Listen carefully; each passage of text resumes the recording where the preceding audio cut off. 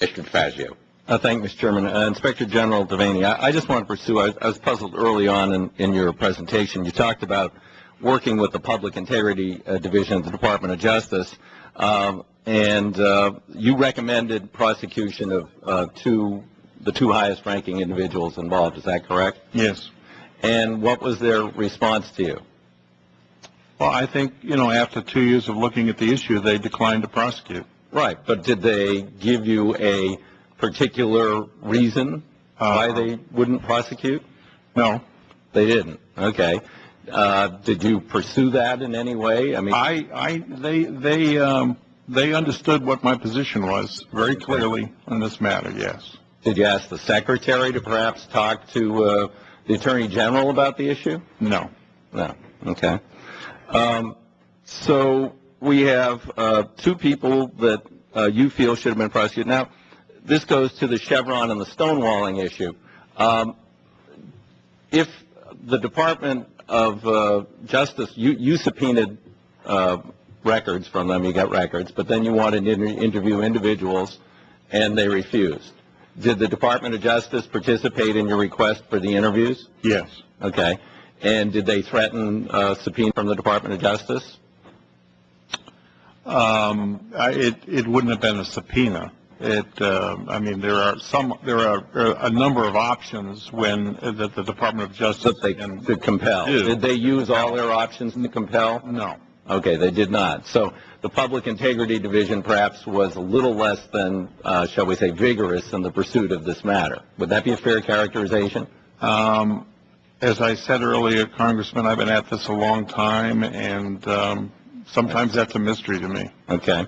All right. Now let's go, Mr. Secretary. Do you have the authority to suspend Chevron from bidding because of their stonewalling in this investigation? I do not have an answer to that. Okay. Well, would like an answer, and let's put it this way. If you don't have that authority, would you like Congress to make it available? Don't you think it would be a useful tool? Because, I mean, when you said here that the way the corporations would react would be not to offer beyond that, the $20, because it would put the federal employees in a tough situation. I just think that's, I mean, having a club might be a little more effective than, gee, we'll be worried that the people we're partying with here are going to be put in a tough situation if they accept these drugs, sex, or money from us. I mean, if there's a clear violation of a law, then I believe that we do have. Right, but in this case, they were stonewalling the investigation, and it seems to me at that point a little bit of a club might have been helpful if you have one.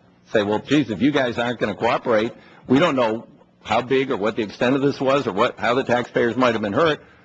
We're going to suspend you until you find the way in your heart to cooperate in the investigation. I mean, if they've been corporate citizens. It's our evaluation that we're now conducting. I will tell you, and again, the Inspector General could affirm this, but I was not aware through the investigation process that particular corporations were not responding. Okay. All right. Now, I want to go to a different issue, and like Mr. Pierce, I would like to get an answer. There were 2 years. First, the Republicans created a deepwater incentive. I didn't think the industry needed deepwater incentives. I opposed the bill. But the bill passed, Republican bill passed, became law during the Clinton administration. There were 2 years in which leases were let that didn't have price thresholds on these deepwater leases. I'd like to know why that happened. But beyond that, I'd also like to know why, and this again predates you, Mr. Secretary, for 5.5 years, the Bush administration was aware that we weren't collecting those tens of billions of dollars, and they failed to inform this committee or the Congress, and ultimately it only came out because of a, story leaked to a newspaper in the New York Times.